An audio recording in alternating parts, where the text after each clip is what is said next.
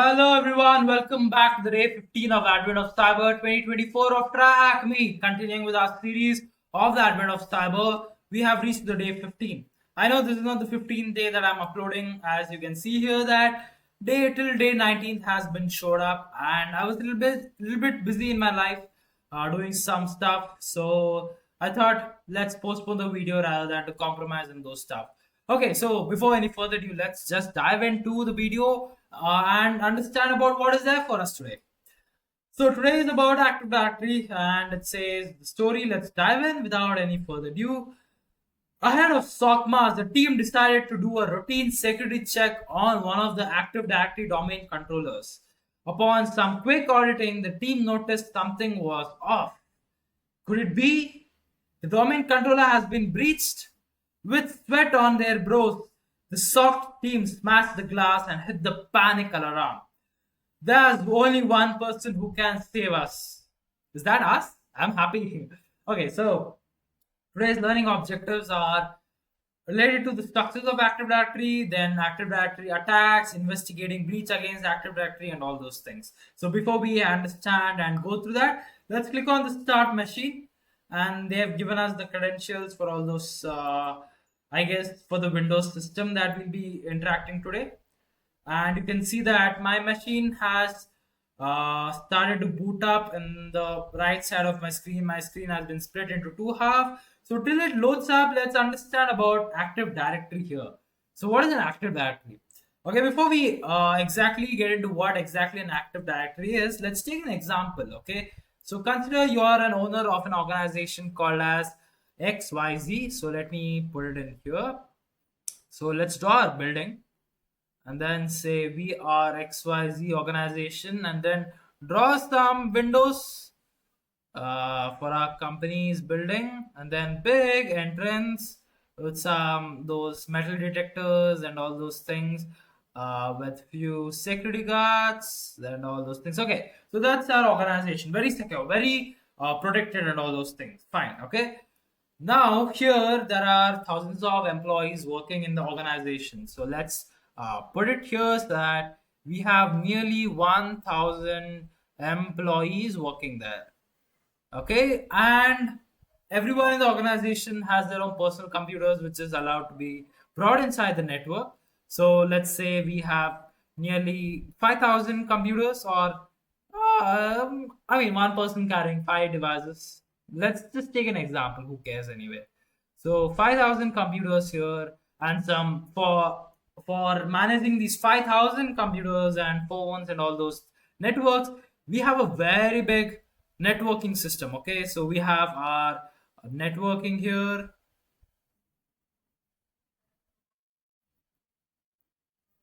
and then also we have some file shares, because of course, if there are so many employees and so many computers, not everyone is going to be carrying the hard disk or a pen drive in between. They'll all have a file share.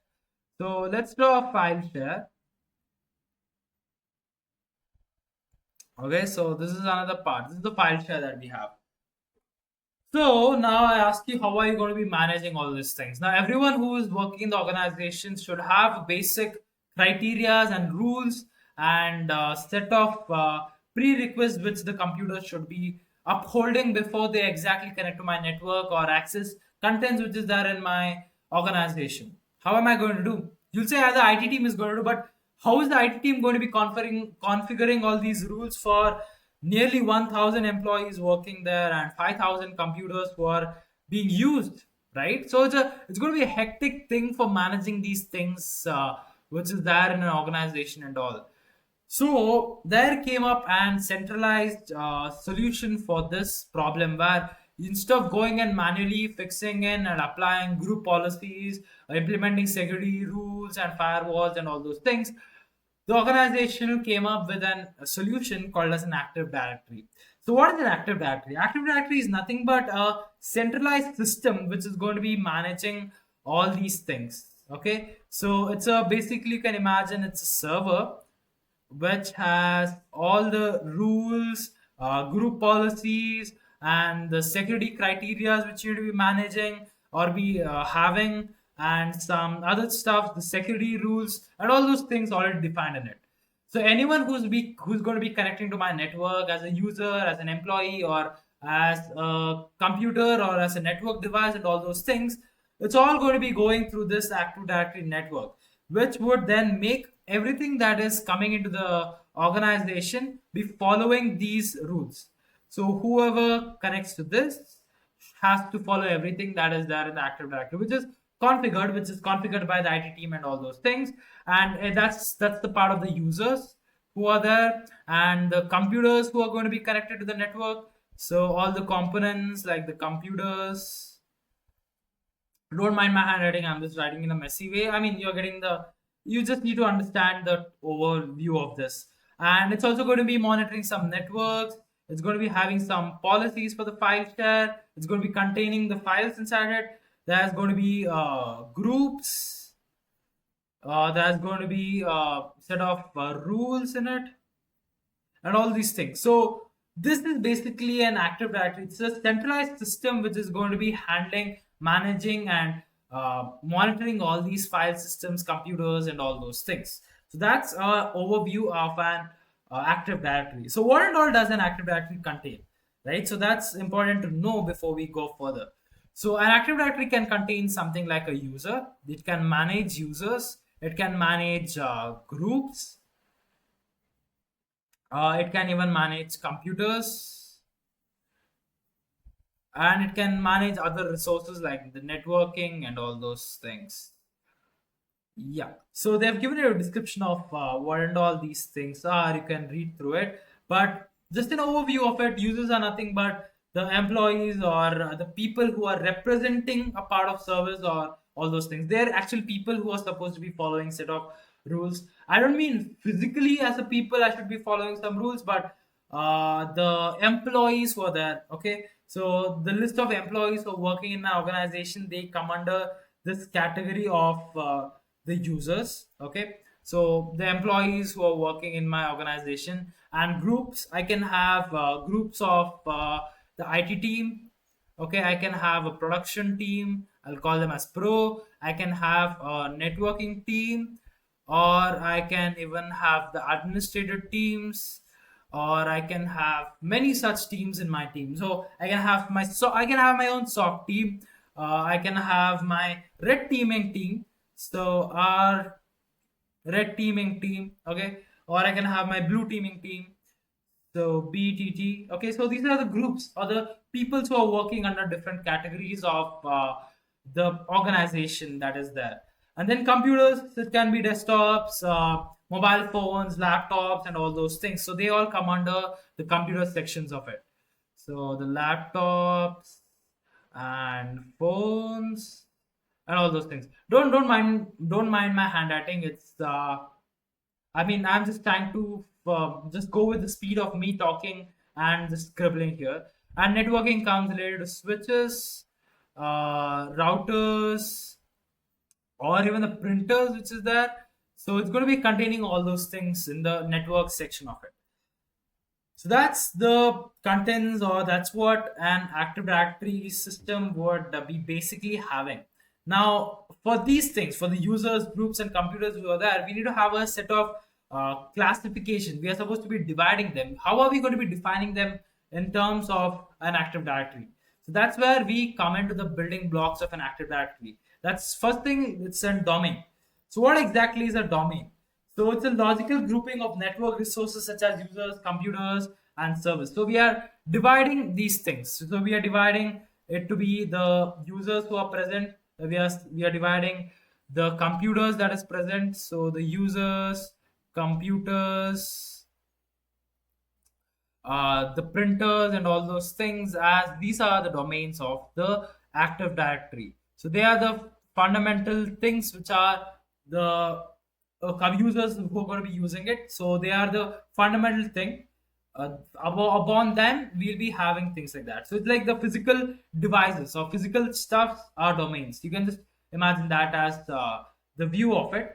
And then we have organizational units. So it's like containing within a domain, which will be differentiating or categorizing. So a user could be part of the IT team, right? So I'll put them as an organizational unit of IT or they can be of the, what do I say, the admin team, ADMIN.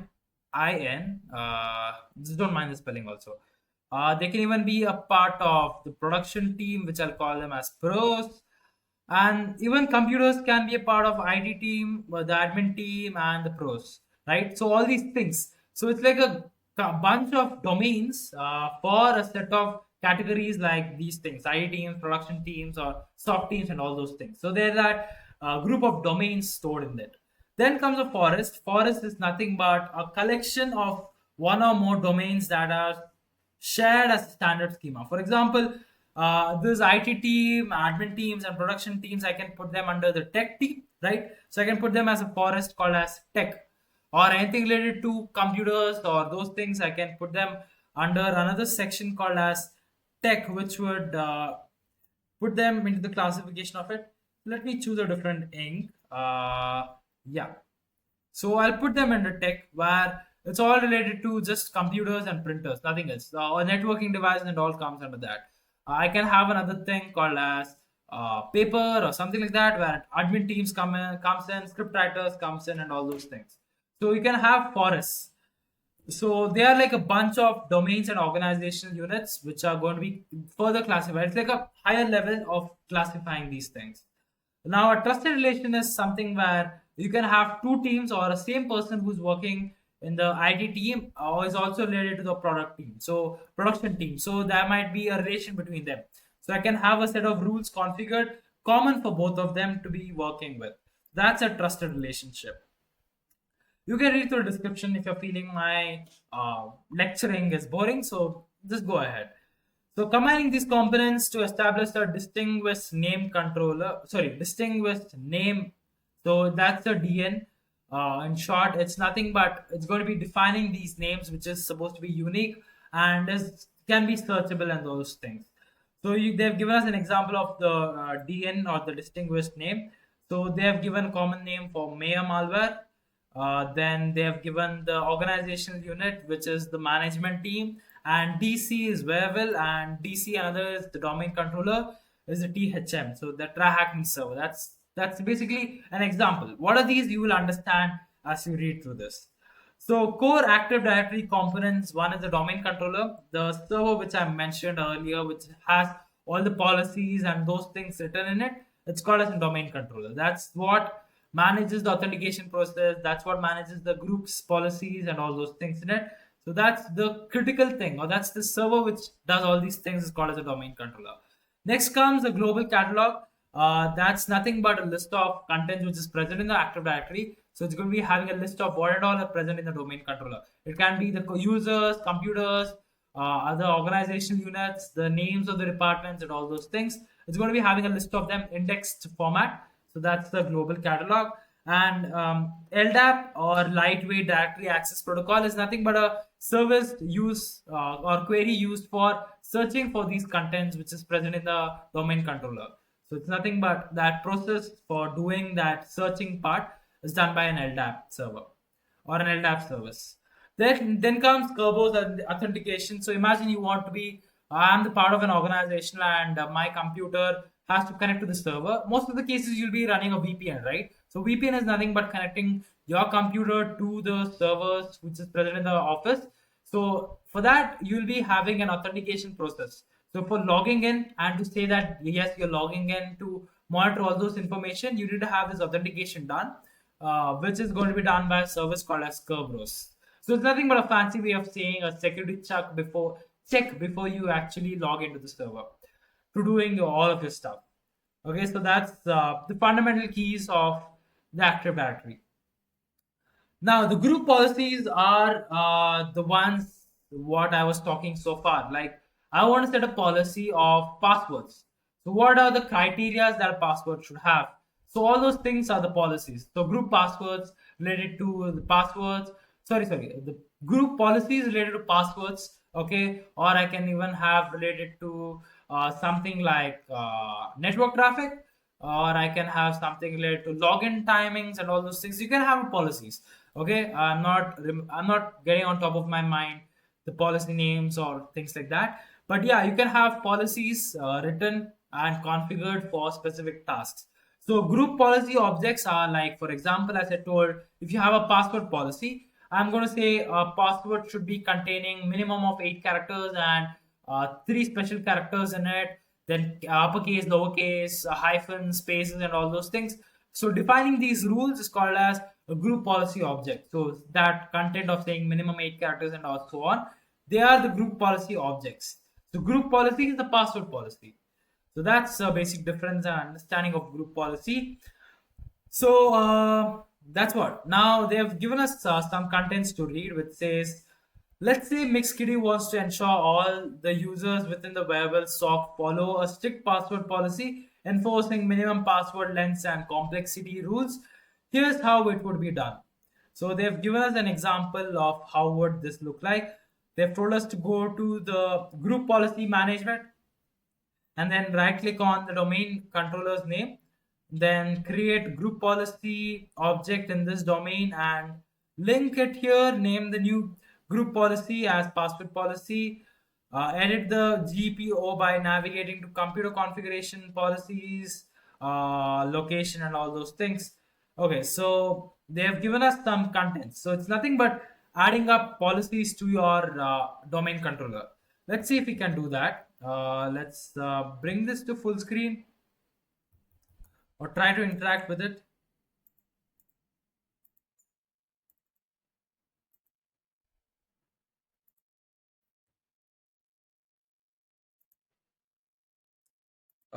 Let's just refresh the page.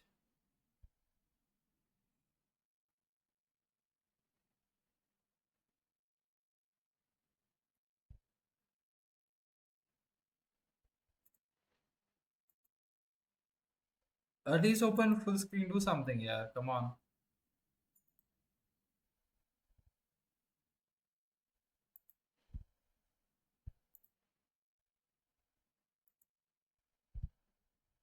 Okay, but I'm not able to interact with it. What's wrong? I've got the IP address.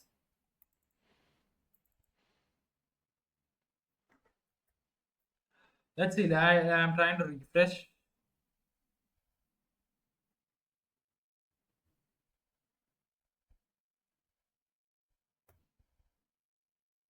Is it due to my browser or something? I'm not sure. So, is it any ad blockers? Ad block.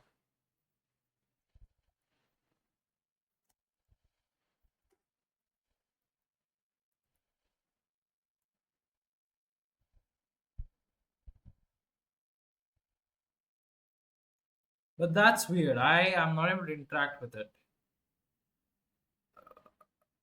I need some help with this.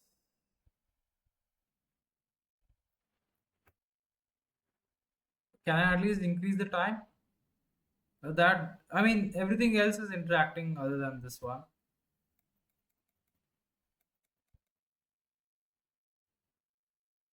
What's wrong? Okay, I'm just going to be pausing and then see what exactly is the issue. Okay, I tried a bit. I tried with refreshing, trying to log in and log out of this virtual machine and all. So, okay, so let's do one thing. Let's connect it through the Remina which I have. If I have Remina, is that the exact name? Let's search.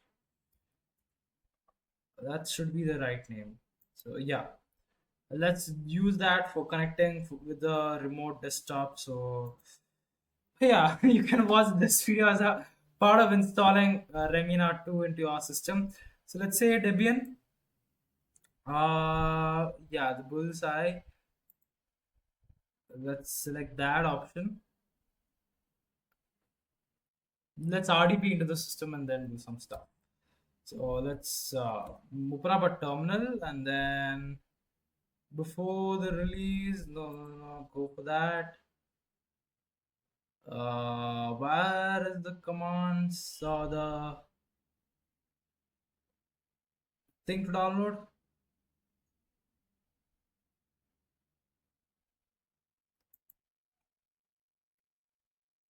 Okay, so no, not this. Okay, can you tell me how do I connect to this?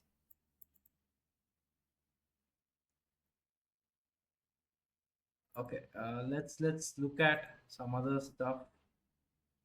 Debian, even Ubuntu would work because my Linux is built upon that itself. No, so yeah, I mean that would also do.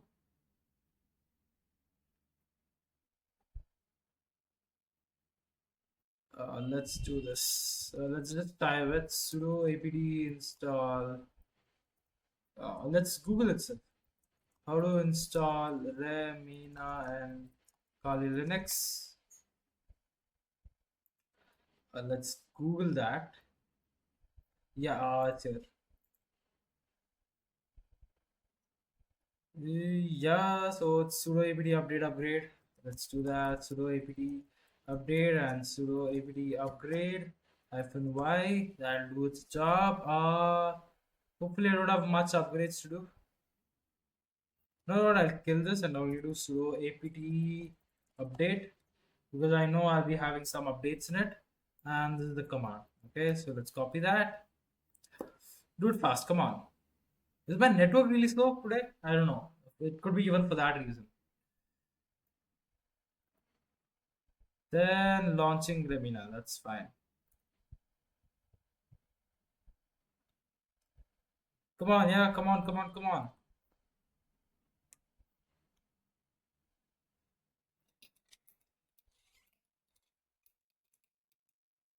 Yeah, if I had given it for upgrading, it would have taken my entire time of recording this to get updated and upgraded.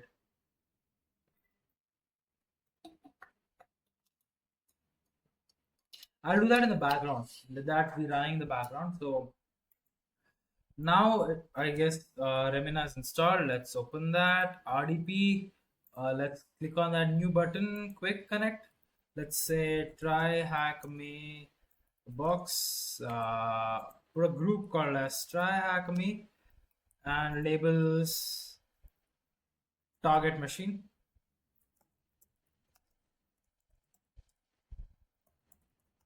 It's a good thing that TryHackMe has built this thing of providing these contents related to the IP address, usernames, and things like that. Because even they know that by experience, not always these web browser stuffs do work.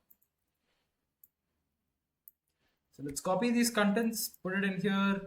We don't need any of those things. So before I connect, I should connect to the OpenVPN. So sudo OpenVPN, go to my folder.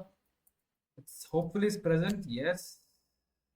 Initialization sequence completed. So click on save and connect. So that should RDP. Could not find the server. Let's ping that and see. Okay, that's strange. Ping and then this. It's able to ping it. Okay, let's tell it to retry. What is the option to retry? Close. Could not find. Oh, there's a white space in between. Okay, come on, close. Edit.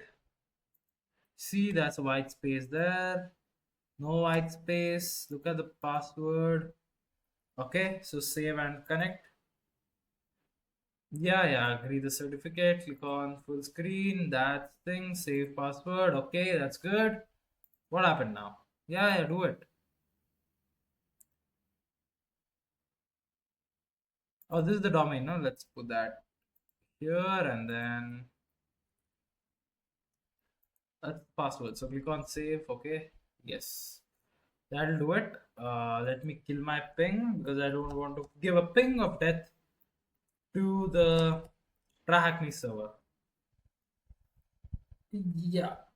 So we got the machine, we got an RDP here, that's good. So now continuing with replicating these actions here. Let's put this side by side view. Hopefully this becomes a full screen.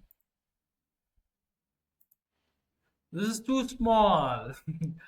uh, that's the way I can set the resolution. Yes. Okay, so we have this. Let's have it full screen itself. Let's zoom in.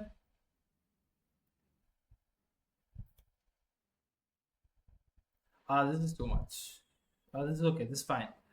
So let's open up group policies, which would be from uh, gpmc.m gpmc.mc, whatever that is. So let's run it. Okay, so we have group policy management in here. So our forest is wherewell.thm.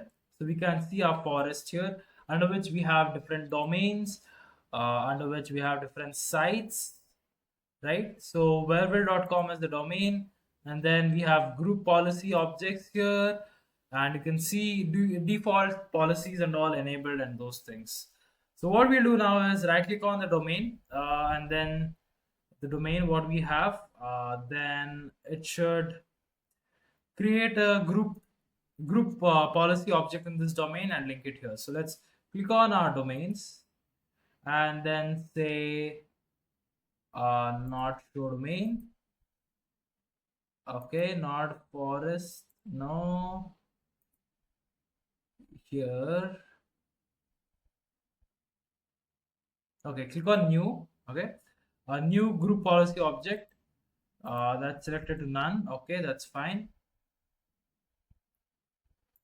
So under new group policy object, let's click on that. Here, let's rename this to as password policy. So that's what they have told us, no? So create as password policy. So let's copy that and then paste it in here. So that's the password policy. Now edit the GPO by navigating to computer configuration. So let's do that. So where is computer configuration here? That's how do I do it? Where is computer configuration?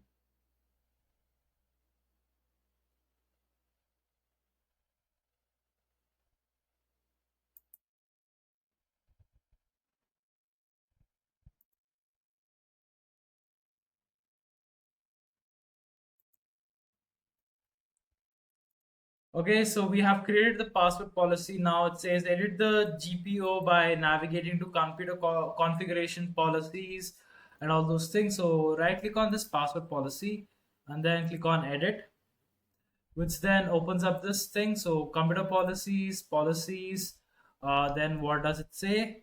Windows settings and then security settings and account policies. Okay, so Windows settings, then comes, let's make this little big. Then comes the security policies, then the account policies, and then password policy. So this is the password policy that is there. So it says minimum password age not defined. So minimum password length not defined and all those things. So we can edit them to put it into 12 characters, 10 and 90 days and all those things. So we can maximum password age, we can set it to, let's change it.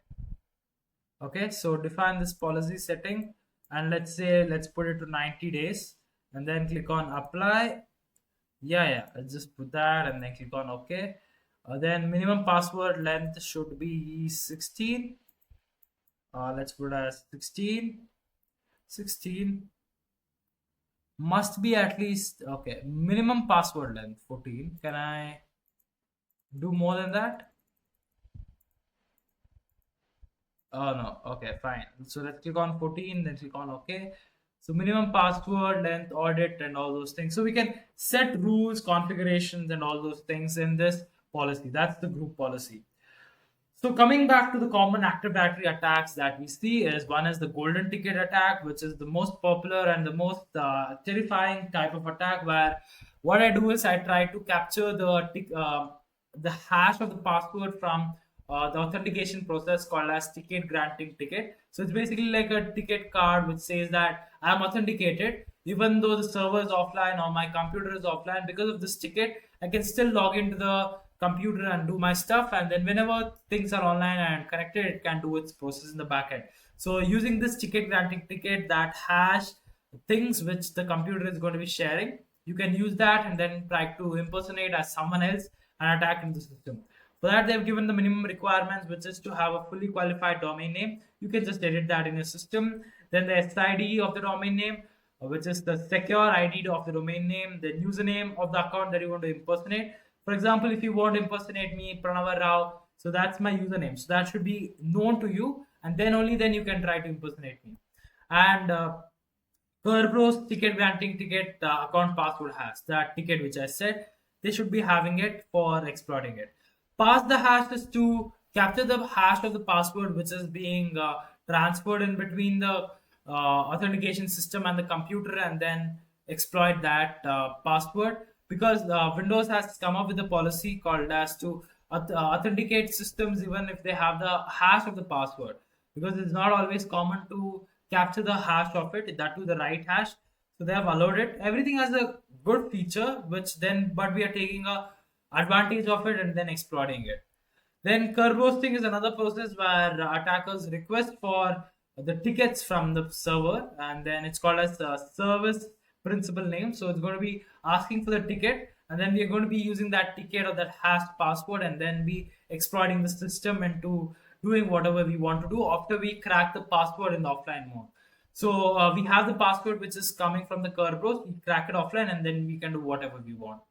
Then next is pass the ticket. It's another same thing related to pass the hash. So we are going to be capturing the ticket which is being generated from the ticket generating ticket system, and then we're going to be passing the ticket instead of the authentication of using passwords or anything like that. We'll be authenticating using the tickets. So these are all very broad and overview of the exact attack, but it goes deep into it. So you can check out the rooms which is there in TryHackMe. That's also which I would recommend. Again, this is not sponsored. I'm just telling out of my free will. Again, but TryHackMe, if you're watching it, you know where you can find me and sponsor this video or something like that. Okay, so malicious GPOs, that is group policy objects. Adversaries are always known to abuse group policies. So what happens is, if I know a group policy, if I can modify the group policies which is there in the system, which means I can do whatever I want. For example, if this is your group policy which is there in a system and I have access to modify these things, I'm going to say that the password age is going to be never going to be expiring. So I'm going to click on OK and then change it, and the password is never going to be expiring. So I can have this ability to modify, change, and configure the passwords or any restrictions or the policies which is set in the Active Directory. I can modify it, edit it, and with the way however I want, I can do it, which is going to later then allow me to install malwares or put in other things which are actually unintended for the Active Directory or the servers or the computers or the systems which is there in the Active Directory. So I can do that. I'll have full ability even to turn off the antivirus in detecting the my malwares or those things. So the most of the time we try to abuse the group policies what is present. So investigating an Active Directory breach. So group policies, using group policies, we can identify what and all are present in it, and what and all are with the way how it's configured and all those things. So they've given our description of it. Let's just go through it, reading through it. As previously discussed in this task, group policy means to distribute configurations and policies to enroll devices in the domain. For attackers, group policies is a lucrative means for spreading malicious scripts to malicious devices. So reviewing group policy objects is a great investigation step. In this section, we will use PowerShell to audit our group policy objects. First, we can use the get GPO command line interface to let all the group policy objects installed in the domain controller. So we'll use this command, get GPO all, which is going to be showcasing and showing all the group policies which is present in the system. So for that, let's open up PowerShell.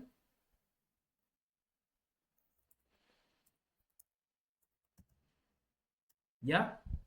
So once PowerShell is open, let's paste in the command that we copied and press enter. Can I zoom in? Hopefully it's possible here. No, it's not.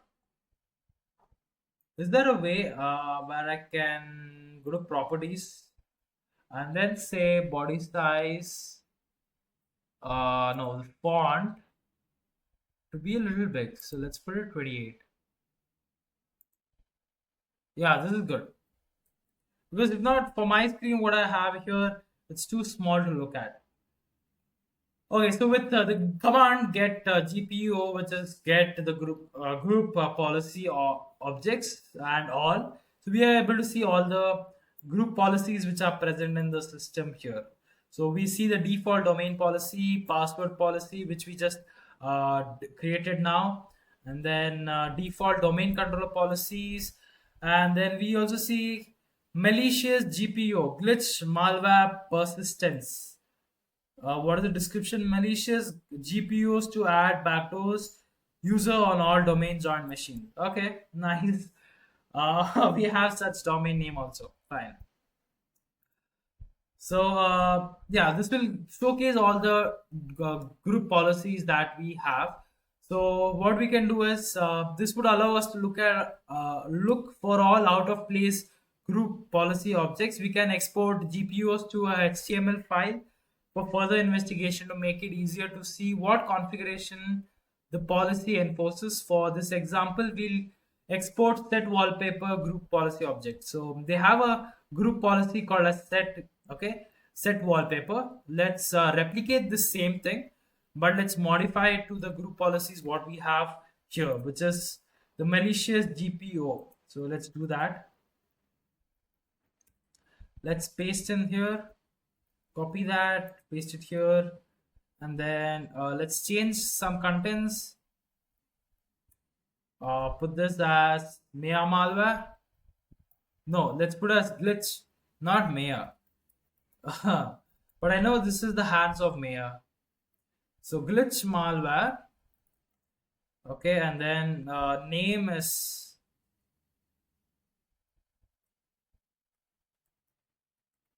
I hope this is the name. So let's copy this. There'll be actually a name given to it. Yeah, that's the one. Let's put it in here. Let's see what's going to happen. Yeah, so then this is the exact name. Complete name is this.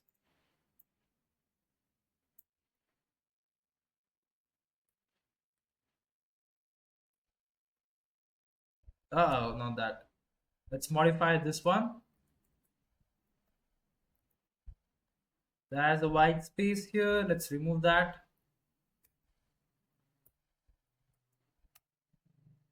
Yeah, we have got it. So the present working directory, we see something called as glitch malware.html. Let's open with Chrome if it is present.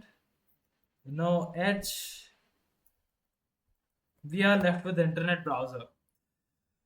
Oh, very latest technology of browsing is internet browser. Ask me later. I don't know what that means. So let's copy the address of this. So pwd. So copy that. In here itself, let's paste it here. Press enter. Okay, that just opened it. Come on.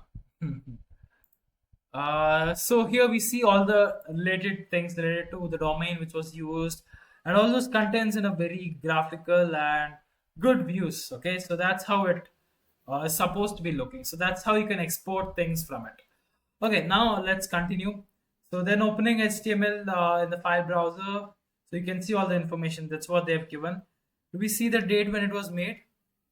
Okay, but we see other configurations related to it. Okay, so they've given example which is not present in our system, the domain, the group policy object. So let's skip that.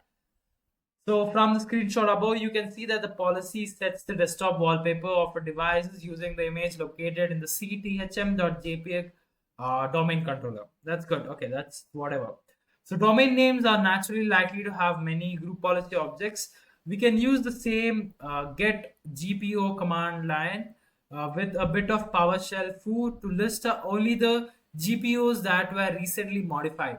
This is a handy snippet because it highlights policies that were recently modified, perhaps by an attacker. Okay, so let's do that. Let's copy this command, which then would just filter out the contents that were recently modified, which is of the group policy objects. Then paste it in here. And we see that recently the password policy was modified, then default domain policy. We not modified, but yeah, the time is given. When was it modified? So 12/20, which is today. So that means the one which we created. So that's the password policy which was modified. We get the time also related to it. Okay. So then event viewer. So Windows comes packaged with event viewer. This individual repository stores a record of system activity, including security events, severe behaviors, and so forth. For example, within the security tab with event viewer, we can see the history of user logins, attempts, and logoffs. The screenshot below shows the record that the user can tick attempting to log into the device. Yeah, we can see a lot of information with the event logger where it gives everything related to what and all were happening in the system and those things and all.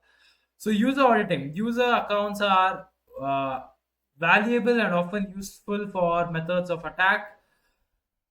You can use the event. Wait. Let me read it properly. You can use event viewer IDs to review user events and PowerShell to audit their status. Attack methods such as password spraying will eventually result in the account being locked out, depending on the domain controller's lockout policy. Okay, so they're describing about what and all accounts are currently disabled or locked because of the password spray attack. So password spray attack is nothing but attempting multiple passwords at once to see which password is going to hit, and then to get that password. So when you're attempting for multiple passwords, usually the default lockout is going to be for 3 attempts, 4 attempts, or maximum 5 attempts of failed login attempts.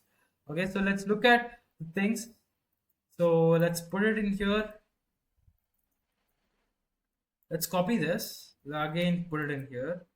And then paste it in here. So we can see who are all the users. What is this supposed to give?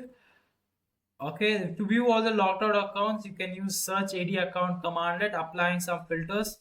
Shows information such as this and all. Additionally, that's a great way to quickly review the user account present in the domain as well as the group membership by using the command demonstrated below. Okay, so this shows what and all users are present and when were they logged out and all those things. I guess, yeah, that's what it's supposed to be doing. But then we see a lot of users and information related to the groups and all those things there. Reviewing PowerShell history logs. So the PowerShell history logs like Bash on Linux keeps a history of commands inputted into the session. Reviewing these can be a fantastic way to see recent actions taken by user accounts on the machine. So it's located here. Let's go there. Let's look where it is present in the system here. So this PC, see its users, administrator, then hidden objects. So let's click on hidden items, app data, then the roaming, then would be Microsoft. So that would go for, what is it? What is the location? Windows. Yeah, Windows. And then it is PowerShell. Yeah, and this one. So here we can see a list of commands which will be entered into the by PowerShell. What are all the commands that has been entered as a history? So we can see that we have put in all these commands from here. Okay, so that's the one which we tried, which failed, and then we entered this one. So that's the commands which we entered. Is going to be like a history of all the things which are entered in the PowerShell. Yeah, we just opened all those things. Additionally, logs are recorded for every PowerShell process executed on the system. These logs are located within the event viewer, application servers and logs, Microsoft and all those things. Yeah, you can look at all the commands which I entered there. So practical for your task today to investigate where will SOC mask Active Directory controller for the suspected breach. Answer the question below to confirm the details of the breach. So use the security tab within the event viewer to answer the question 1 and 2. Okay, so let's click on the correct answer or click on that answer the question. Okay, so we are in the event viewer here. So what is the question? On what day was glitch malware last logged in? So that's not an easy thing. Let's open event viewer. I should have opened that one. Where's event viewer? Yeah, event viewer. So that's not an easy thing to look at. So it'll be somewhere in Windows log system, and then we need to put in some filters to get it. What happened? Come on, load. Yeah, system. Here it would be something related to what was this warning? Okay, you know what? Let's do some cheating with using the command find. Let's copy the username of glitch and then put it in here, which says find next, which will find for all the things related to the glitch user. So I guess we are here. Where is it? Oh, we are here. Cancel that. So let's click on detailed description. So we can see all the behaviors done by the glitch user. So let's go for friendly view. And yeah. So when was the last time that the glitch user logged in, right? What event ID shows the login of glitch? Yeah. We need to search for it. No. On what day? Yeah, that's what I got confused. Yeah. Let's go to Windows log. From there, let's search. So it's going to be related to security. And now let's say find glitch malware. Find next.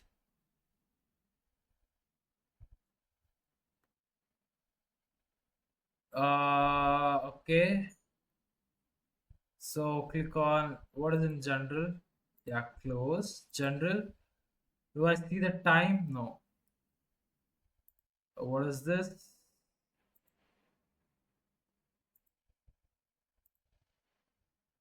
Let's put in some filters.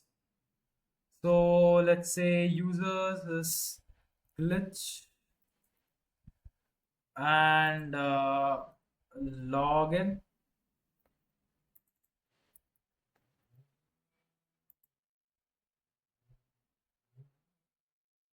We don't need that. Okay, so let's say okay. Is it nothing or is it loading?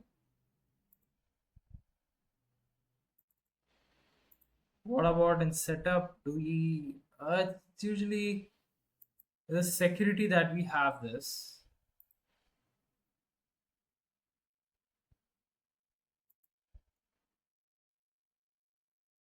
Uh, okay, so let's clear that. Let's go through this description itself. Let's use the find command glitch malware next. Where is it exactly located? Use the security tab, right? So that's what we're using. So yeah. So find next. Find next. Find next. So an account was successfully logged in, and here somewhere we'll be getting the date and time of it.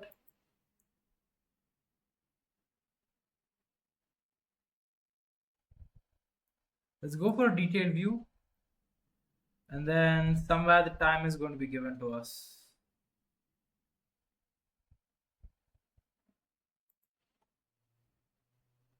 Does not show here. Okay, let's click on find next.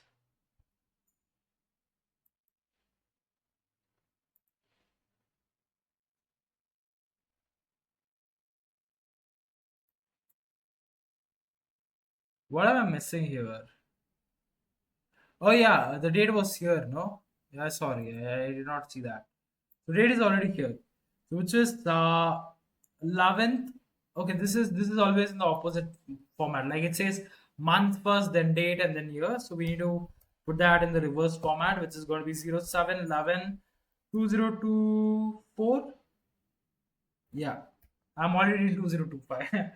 Okay, yeah, that's the right answer. What event ID shows the login of glitch user? So we have to go a little bit up. An account was successfully logged in, which is of the glitch. And then event ID is 4624. So 4624, and then click on submit. Yes, that's right. Read the PowerShell history of the administrator account. What command was used to enumerate the Active Directory users?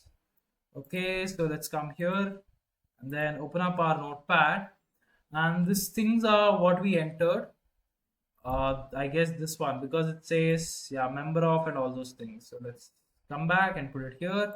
Click on submit. That's done. That's good. Look at the PowerShell log file located here. What was glitch malware set password?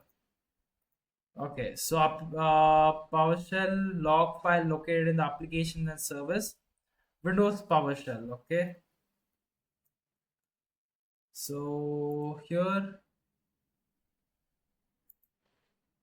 yeah, application and service, under which we have Windows PowerShell.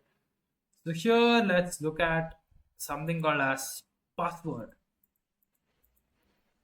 Copy password, find next. Let's go to detail view. That will give us some information. Is this creating password never expires? Okay. Fine. So find next. Sequence of this. Okay. Fine. Okay. This is, yeah, we see here. Okay, close. So super secret password. That's okay, good. So let's copy that. Before that, let me remove this and press enter. That's right. Review the group policy object present in the machine. What is the name of the installed group policy object? That we saw it here, no? And this command up. Malicious group policy object list, glitch malware persistence. Nice. Put it in here. Click on submit. That's it. So if you enjoyed this task, feel free to check out the Active Directory handling room. Sure. So let's click on complete. So for that, we have finished the day 15 of Advent of Cyber. It was related to Active Directory. I hope you did enjoy the video, because I did. And as you can see, day 16, day 17, day 18, and day 19 is pending for me. I'll be recording this after I finish editing this particular video. So hope you did enjoy the video. Hit on that like button if you did. And if you're new to this channel, hit on that subscribe button. That does help me a lot to stay motivated and put in more contents like this. And if you want to be stay tuned in with whenever I upload a new video, hit on that notification bell, which is going to be notifying you whenever I upload a new video. So with that, let's end this video of day 15 and meet you all tomorrow with the day 16. Bye bye.